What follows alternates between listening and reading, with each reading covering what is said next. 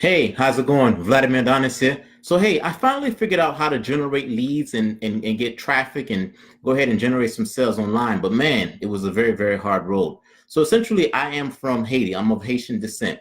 My parents are from Haiti. I came here to the States when I was maybe about 8, 9 years old with my mom. And essentially, what happens is that my family and people from Haiti, they come here to America for a better life. Essentially, when I first moved here to the States, we moved in with a family member. And when we moved with the family member, we were living in a one-bedroom house, well, one-bedroom apartment. So essentially, the apartment had a living room and the apartment also had a room.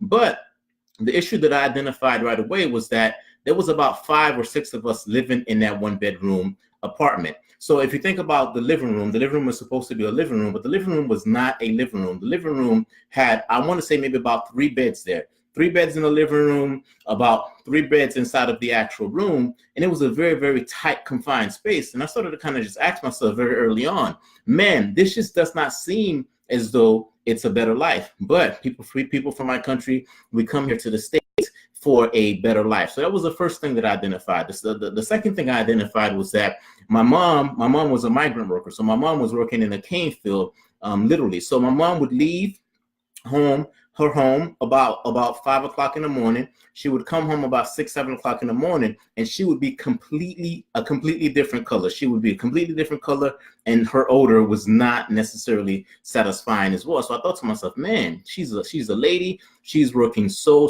hard. She's working in the cane field, coming home dirty. It just didn't seem like the life to me. In addition to that, she wasn't making much money. And she was also taking care of people in Haiti. So she was trying to take care of me financially, and she also was trying to take care of individuals in Haiti, because whenever people transition from Haiti, they come here to the States. The idea is that the ones that are here in the States have a better life. So because the ones here in the States have a better life, the idea is that they send money back to their home country to try and take care of other family members in their home country as well. So very early on, I just identified that she was a single mom that was trying to provide as much resource as she possibly can. We just had very, very, very little resource, even though we had transitioned to the States for a better life. And when I started to kind of just observe, I noticed that my cousins and other people in my family, they were having the same issue. It just seems as though, when I went to their place, or when they were at my place, it was a very confined space, a lot of people, and then the resources was just very, very, very minimal. And I thought to myself, man, why is it that, our lives have to be that way? Why is it we have to have very little resources? Why is it that our parents have to work in these fields? Why is it they have to come home completely dirty? Why do they have to work so hard? And why do we have so little resources? So I thought I was the only one. I thought me, my cousins, and my family, we were the only one with that issue. And then one day I was talking to a friend of mine who was telling me that, you know what, he said, you know what, Vladimir, I just had one of the most embarrassing moments. And I was like, okay, what is that embarrassing moment? So essentially what he was telling me is that his mom of Haitian descent, his mom did not speak English. He spoke English. So he and his mom went to a local government office for the sole purpose of trying to receive food stamps. She had applied for food stamp, and she had to go in for an interview in order to try to receive the food stamp. The food stamp, they went to the food stamp place, and they were having a conversation with the caseworker at the time. The caseworker told the told the son that the mom is not eligible because there were some documents that were not made available as it relates to try and make the determination for the food stamp. So he relayed that information to his mom, and he told me that his mom started crying right in the middle of the interview process. And he was like, man, I was just so embarrassed, man. My mom was crying. My mom was saying, hey, she doesn't have any financial resources. She doesn't know how she's going to feed us. And she basically was very hysterical in the office until until a supervisor came in. The supervisor reviewed the case, and the supervisor made an exception and gave them the food stamp. He was like, man, I didn't realize. He didn't realize how bad his mom had it. He didn't realize that his mom didn't have the means, didn't have the resources, and that she basically had to cry in order for this food stamp case to be approved. And then at that time I thought to myself, okay, so maybe it's not just me, it's not just me, it's not just my family. And from that point on, I said to myself, you know what, I am going to use all available resources that I have to try to make the most of this place that I'm living in, try to make the most of America. So what I did is that I kind of just kept that in the back of my mind. I said, you know what? I have to make sure that I use all available resources for the purpose of when I do have a family, when I do have kids, to try to provide them with as much as possible. I don't want them to go through the same thing that I had to go through with so little resources. So one of the things that I did the typical thing. I went to college. I worked my way up the corporate ladder per se, and I did well. I would say I did well. I went to school, I got a good job, and I worked my way up the corporate ladder for that specific job. But I started thinking, okay, what else does success, how is this success defined? And I said, you know what, success is defined by having a business. If you can own your own business, you can make that whole business work. That is how success is defined. So I went out and I said, you know what, I'm going to become a business owner. So when I thought about becoming a business owner, I thought to myself, okay, what type of business can I go into? I was like, you know what, dating seems like something that is logical, something that's going to be around for a very long time. I know a lot of big dating websites, and then dancing seems to be something that is logical as well. People always go out to dance, and people will always need a date. So I combined the two things, and I said, you know what, I'm going to come up with a website whereby people who like to dance and people who are single can connect with each other for the sole purpose of trying to go to a nightclub or go to a venue with a dance partner. Now, I'm not a programmer, so I don't know how to do any of that stuff. So what I did is I went out and I hired a programmer. And I paid the programmer about $28,000 to build me a dating/dancing website. So this individual worked for about a year and a half and built me a dating/dancing website. Lots of bells and whistles. He poured his heart into it. I poured all of my money into it. And I was extremely, extremely happy leading up to the time the website was going to go live. So you talk about a website that had many different bells and whistles. People can upload dance music. People can go ahead and chat with each other. People can video chat with each other.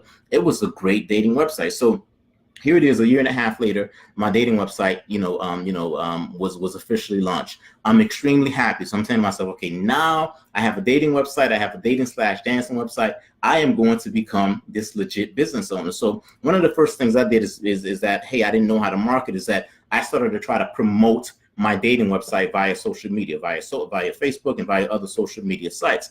And crickets. I could barely get people to sign up for my dating website. I'm thinking to myself, okay, something doesn't seem right here. This is a dating website. This is a dance website. Many people like to date. Many people like to dance. Why can I not get any traction? So I just kind of kept trying, social media. When that didn't work, I said, you know what? I am going to go to the places where those individuals are already hanging out. So I started going to nightclubs. I purchased, I don't know, close to maybe 40,000 business cards. And I took those business cards and I started to just pound the different nightclubs. I started to go to different nightclubs, pass out my card, have conversations with people, pass out my cards. And guess what?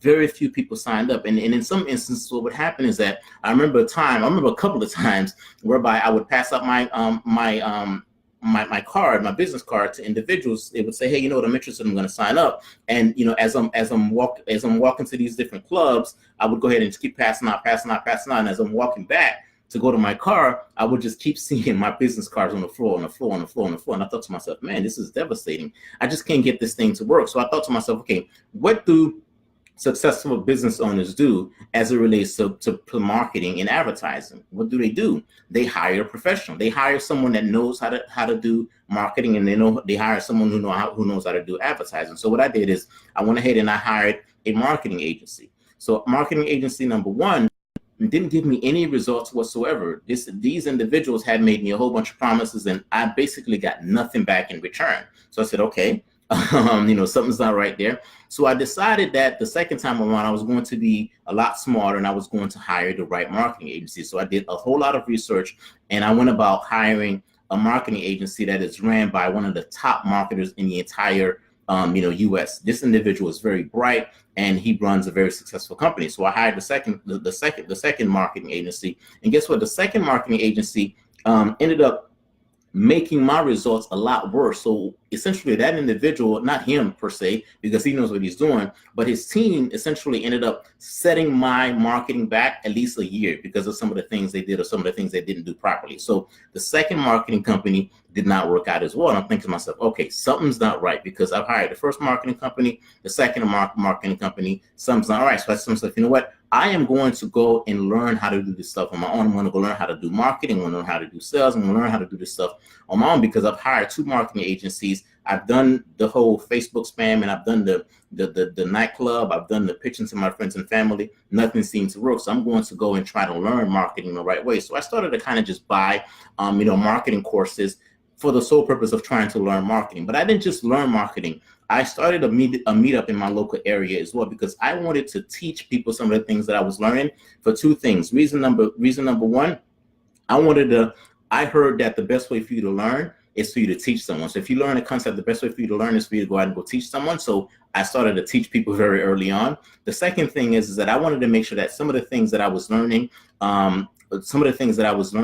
was validated. So I didn't want to learn just for the sole purpose of learning. I didn't want to learn things that would just work in my industry and my market. I wanted to learn things that was going to work in different industries and in different markets. So I went about trying to teach everything that I was learning to as many people as possible. I started a meetup, I started a coaching program, and I started to kind of just teach different individuals different things for the sole purpose of trying to learn how to generate leads. So I was very, very, very close to giving up on this whole marketing and advertising thing. I'm so glad that I didn't, because one of my biggest accomplishments is that I took a website that didn't have any traction, any traffic whatsoever, from 0 people going to that website to about 80,000 people, or 80,000 people is organically going to this website today. So what happens is that these individuals go to Google, type in a specific keyword, and then they find that specific website. I've been able to generate leads. I've been able to generate sales. I've been able to kind of just learn, this entire, marketing game. And when you join, my meetup, that's what I want to do. I want to go ahead and pass the information on to you. The information that took me a lot of time, a lot of money, a lot of resources. I want to pass that information to you, from how to generate traffic, how to create lead magnets, how to create sales marketing. Pretty much everything that you see on this page, there should be a page somewhere. So there should be a list of some of the things that you would learn when you join my coaching program. When you come to one of my meetups, there's going to be a list of some of the things that you'll learn when you join that meetup. So what I want to do is I want to go ahead and take everything that I've learned, pass that information on to you, so that way you don't have to go through the same heartaches and the same struggles that I had to go through. So hey, once again, this is Vladimir Donis. See you on the inside.